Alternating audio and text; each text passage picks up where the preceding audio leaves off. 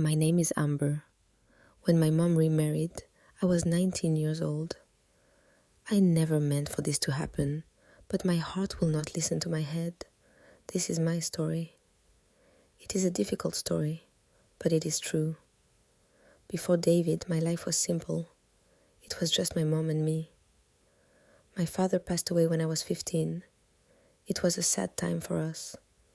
The house felt very quiet. My mom worked a lot. She was a nurse at the local hospital. She was always tired, but she always smiled for me. I missed my dad so much. He taught me how to ride a bike. He taught me how to plant flowers in our small garden. After he was gone, the garden was not beautiful anymore. The flowers did not grow. It was like our family. A little sad, a little empty. I was in college. I studied art. I loved to paint. Painting was my way to speak. When I was sad, I painted dark colors. When I was happy, I painted bright colors. For many years, my paintings were very dark. One evening, my mom came home from work. She looked different. She was not just tired, she was happy. A real big smile was on her face. Her eyes were bright. "Amber," she said, "I have something to tell you." I put down my book. I looked at her. I felt a little nervous. "I met someone," she said. Her voice was soft. "His name is David. He is a very good man." I did not know what to say. My mom had not dated anyone since my dad died. It was a surprise. A big surprise. "Are you happy, Mom?" I asked. That was the most important thing. She nodded. "Yes, I am very happy." So I smiled. Then I was happy too. And I was. I wanted my mom to be happy. She deserved it. A week later, I met David. He came to our house for dinner. I was so nervous. What if I did not like him? What if he was not a good man? He walked in, and he was tall. He had kind eyes, the color of the sky on a sunny day. He had a little gray in his hair. He smiled, and his whole face smiled with him. He was not trying to be my new dad. He was just a man who made my mom happy. "It's so nice to finally meet you, Amber," he said. His voice was calm and deep. "Your mom talks about you all the time." I smiled back. "It's nice to meet you too." Dinner was not strange. It was easy. David was easy to talk to. He asked about my college. He asked about my art. He listened. He really listened. My dad was a good listener too. That small thought made my heart feel a little warm. After that dinner, David was around more. He and my mom were very happy together. They laughed a lot. The house was not so quiet anymore. It was filled with a new sound, the sound of happiness. 6 months later, they told me they were getting married. I was happy for them. Really, I was. David was a good man. He was kind to my mom. He was kind to me. It felt right. They got married in our small backyard. It was a beautiful day. The sun was warm. My mom wore a simple white dress. She looked like a girl again. David looked at her like she was the only person in the world. After the wedding, David moved into our house. My life changed. It was not just my mom and me anymore. Now it was a family of 3. At first, it was a little strange, having a man in the house again, hearing his steps in the morning, seeing his coffee cup next to my mom's. But David made it easy. He was always respectful. He never went into my room without knocking. He gave me my space. He tried to be a good stepfather. He was not my father. He knew that he never tried to be. He was just David. The problems started slowly, so slowly I did not even see them. It was not one big thing. It was many small things. One afternoon, I was in the kitchen. I was trying to reach a high shelf. I'm not very tall. I was standing on a chair, but it was still too high. "Here, let me help," a voice said behind me. It was David. He came and stood next to me. He easily reached the shelf and got the box for me. "Thank you," I said. "No problem," he said. He smiled, his kind smile. But when he was standing so close, I felt something. My heart beat a little faster. It was strange. I just thought it was because he surprised me. I did not think more about it. Another day, my car would not start. I was going to be late for my class. I was very stressed.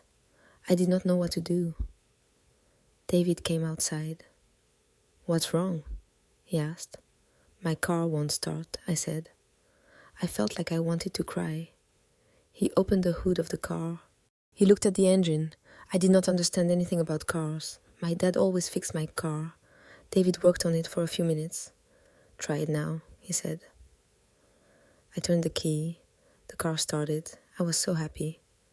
"Oh my gosh, thank you, David. You saved me," I said. I gave him a quick hug. It was a normal hug, a thank you hug. But for a second, when I held him, I felt safe. So safe. Like nothing bad could ever happen. It was a feeling I had not felt since my dad was alive. I pulled away quickly. I felt my face get warm. "You're welcome, Amber," he said. He was still smiling. He did not seem to notice anything strange. I drove to college, but my mind was not on my class. It was on that feeling, the feeling of being safe in his arms. It was wrong. He was my mom's husband. He was my stepfather. I told myself to stop. I told myself it was just because I missed my dad. That was all. But the small moments continued. We found out we liked the same old movies. My mom did not like them. She thought they were boring. So, one night, my mom went out with her friends. David and I were home alone. "There's an old movie on TV tonight," he said. "Do you want to watch it?" "Yes," I said, maybe a little too excited. We made popcorn. We sat on the couch and watched the movie. It was nice. We laughed at the same parts. We talked about the actors. It felt so normal, so easy. It was like watching a movie with a friend. But then, during a sad part of the movie, I felt a tear on my cheek. I tried to wipe it away quickly. I did not want him to see me cry, but he saw. He did not say anything. He just passed me a tissue. His fingers brushed against mine. It was a small touch, but it felt like electricity. My heart started to beat very fast. I looked at him. He was looking at the TV. Maybe he did not feel it. Maybe it was just me. I was so confused. My mind said, "This is wrong, Amber. He is your mother's husband." But my heart felt something different. It felt a connection, a deep connection. I started to spend more time with him. We would talk in the kitchen while he made dinner. My mom often worked late shifts, so it was just the two of us. We talked about everything. My dreams for my art, his job as an architect. We talked about books and music. He was so smart, and he was interested in my life. He remembered the name of my professor. He asked about my difficult project. He cared. One day, I was working on a painting in the garage. It was a big painting. It was for a very important school project. I was feeling frustrated. The colors were not right. The painting did not look good. I threw my brush on the floor. I wanted to scream. David walked into the garage. He saw my face. He saw the painting. "It's not working," I said. My voice was shaky. He came and stood next to me. He looked at my painting for a long time. He was quiet. "What do you want to say with this painting?" he asked softly. I told him about my idea. I told him about the feeling I wanted to show. He listened. Then he said, "Maybe you are trying too hard. Sometimes art needs to breathe. Why don't you take a break? We can go for a walk." I did not want to go for a walk. I wanted to fix my painting, but I looked at his kind eyes. I said, "Oh, okay." We walked to a nearby park. We did not talk much at first. We just walked. The air was fresh, the trees were green. I started to feel calm. Then he started to talk. He told me about a time when he was young. He was building something and it was not working. He was so frustrated, just like me. He said he learned that sometimes you have to step away. You have to look at the problem from a different place. His story helped me. It made me feel like I was not alone. When we came back home, I looked at my painting. I saw it differently. I knew what to do. "Thank you, David," I said. I looked at him, and in that moment I realized something scary. I was not just grateful. I was not just happy to have him in my life. I was falling in love with him. The thought was like a punch in my stomach. It was impossible. It was terrible. It was the worst thing in the world. He was my stepfather. He loved my mom. My mom loved him. I felt sick. I ran to my room and closed the door. I sat on my bed, and my whole body was shaking. What was wrong with me? How could I feel this way? I love my mom. I would never want to hurt her. Never. I tried to stop my feelings. I really did. I started to avoid David. When he was in the kitchen, I stayed in my room. When he watched TV, I went to the library. I tried to be busy. I tried to be away from him. It was so hard. The house felt cold again. My mom noticed. "Is everything okay, sweetie?" she asked me one night. "You seem so quiet lately." "I'm fine, Mom," I lied. "Just a lot of schoolwork." She hugged me. "Don't work too hard. I miss talking to you." Her words made me feel so guilty. I was a terrible daughter. David noticed too. I could feel him watching me. He had a sad look in his eyes sometimes. He did not understand why I was avoiding him. One evening, he knocked on my door. "Amber, can I talk to you for a minute?" he asked. My heart jumped. "I'm busy," I said. "Please," he said. His voice was soft. I opened the door. He was standing there, looking worried. "Did I do something wrong?" he asked. "You've been avoiding me. If I upset you, I am so sorry." I looked at his face, his kind, worried face, and I could not lie. "No," I said. "You did nothing wrong. It's me. It's complicated." He looked confused. "You can talk to me. You know, I am here for you." And that was the problem. He was always there for me. He was kind and supportive and understanding. He was everything I ever wanted in a person, but he belonged to my mother. "I can't," I whispered. My eyes filled with tears. I closed the door. I leaned against it and cried. I cried for my mom. I cried for David. I cried for myself. I was trapped. I was in love with my stepfather, and it was breaking my heart. The days after that were even harder. There was a tension in the house, a heavy feeling. My mom knew something was wrong between me and David, but she did not know what. She thought maybe we had a fight. "You two need to talk," she told me. "David is family now. We have to work through our problems." I knew she was right, but how could I talk to him? What could I say? "Hi, David. I have feelings for you. Feelings I should not have." It was impossible. My art became my only escape. I painted for hours and hours. My paintings were full of confusion and sadness. Dark colors mixed with bright colors. They were a mess, just like my feeling. One Saturday, my mom was at work. David was working in the garden, our sad, empty garden. He was pulling out the weeds. He was planting new flowers. He was trying to bring it back to life, just like my dad used to do.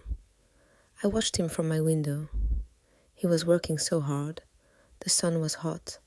He looked strong and focused. My heart ached. It was a beautiful and painful thing to see. I had to do something. I could not live like this anymore. This secret was eating me from the inside. It was not fair to my mom. It was not fair to David. It was not fair to me. I made a decision, a very hard decision. I went downstairs. I walked out to the garden. David saw me. He stopped working. He looked at me, waiting. "Can we talk?" I asked. My voice was small. He nodded. We sat on the small bench in the garden, the same bench where my dad used to sit. I took a deep breath. "I'm going to move out," I said. He looked surprised. "Move out? Why? Is it because of me?" I had to be honest, but not completely honest. I could not tell him the whole truth. It would destroy everything. "I need my own space," I said. "I'm almost 20. It's time for me to be more independent, to grow up." It was not a lie. It was part of the truth. He looked at me for a long time. His blue eyes were searching my face. I felt like he could see everything. He could see the love and the pain in my heart.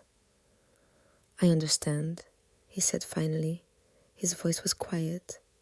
"But this is still your home, Amber. Always." Tears came to my eyes again. "I know," I said. "If you need anything," he said, "anything at all, I am here." And I knew he meant it. That was the hardest part. He was such a good man, a wonderful man. And I had to leave him. I had to leave my home to protect my family, to protect my own heart. I found a small apartment near my college. My mom was sad that I was leaving, but she was also proud. She thought I was being responsible and mature. She did not know the real reason, and I would never tell her. The day I moved out was one of the hardest days of my life. My mom helped me pack my boxes. We cried a little. We hugged a lot. David helped me move my furniture. He was quiet, but he was there. He carried my heavy desk up the stairs. He helped me build my bookshelf. Every time he was near me, my heart hurt. When everything was in my new apartment, it was time for them to leave. My mom hugged me tightly. "Call me every day," she said. "I will, Mom," I promised. Then it was David's turn to say goodbye. He stood in front of me. He looked at me. "Be happy, Amber," he said. It was not a command. It was a wish. "You too, David," I whispered. He gave me a quick, gentle hug. It lasted only a second. But in that second, I felt everything. All the love, all the sadness, all the what-ifs. Then he was gone. I closed the door of my new apartment. I was alone. Really alone. The first few weeks were terrible. The apartment was quiet, too quiet. I missed the sounds of my home. I missed my mom's laughter. I missed hearing David's footsteps. I cried a lot. I felt so lonely. Sometimes I thought I made a mistake. Maybe I should have stayed. Maybe I could have learned to control my feelings. But I knew that was not true. Distance was the only way. I focused on my art. I poured all my pain and confusion onto the canvas. My paintings started to change.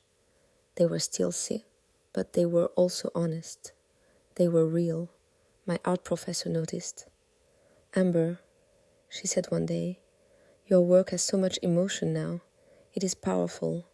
Her words made me feel a little bit better. Maybe something good could come from this pain.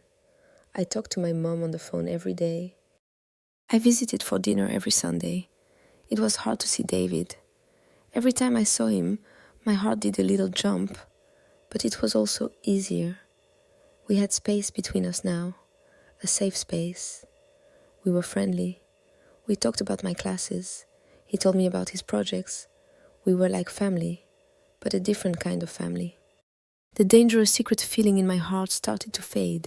It was still there, a small, quiet ache, but it was not a big, loud fire anymore. Time passed. A year went by. I got used to my own apartment. I made new friends. I started to build my own life, a life separate from my mom and David. I even went on a few dates. I met a nice boy in my art class. His name was Tom. He was funny and kind. He was not David, but that was okay. He was Tom, And it was simple. It was not complicated. One Sunday, I went home for dinner. My mom and David looked very happy. They were holding hands. "We have news," my mom said, smiling. I looked at them. My heart felt a little nervous. "We are going to have a baby," she said. For a second, the world stopped. A baby? My mom was pregnant. David was going to be a father, a real father. I looked at David. He was looking at my mom with so much love, and then he looked at me. He was smiling, a pure happy smile, and in that moment I felt it. The last little bit of that secret love in my heart, it disappeared. It was replaced by something else. Happiness, real happiness for them. They were a family. They were going to have a child, and I was part of that family too. I was going to be a big sister. I smiled, a real big smile. "That's wonderful," I said, and I meant it. My little brother was born 6 months later. His name is Leo. He is perfect. He has my mom's hair and David's blue eyes. Holding him for the first time was magical. He was so small, so new. He was a new beginning for our family. I love being a big sister. I visit them all the time. I play with Leo. I help my mom. The house is not quiet anymore. It is filled with the sounds of a baby. It is filled with love. My relationship with David is different now. He is Leo's father. He is my mom's husband. He is my stepfather. And he is my friend. The confusion is gone. The pain is gone. I still think he is a wonderful man. I will always be grateful for his kindness. He came into our lives when my mom and I were sad and quiet. He brought back the laughter. He helped me grow up. My love for him was real. I know that now. But it was a confused love. A love born from loneliness and missing my own father. It was a love that was not meant to be. I made the right choice. I chose my family. I chose my mom's happiness. And in doing that, I found my own. My life is not simple anymore. It is messy and beautiful and full of love. My paintings are full of bright colors now. Sometimes life gives you feelings you don't understand. It can be scary. It can feel wrong. It is okay to feel scared. It is okay to be confused, but you have to be strong. You have to make hard choices. You have to choose what is right, not what is easy. This was my story. It was hard to live. It was hard to tell, but it is my truth. And now I am free. You can be strong too. You can get through the hard times. Just keep going. And never forget to choose love. The right kind of love.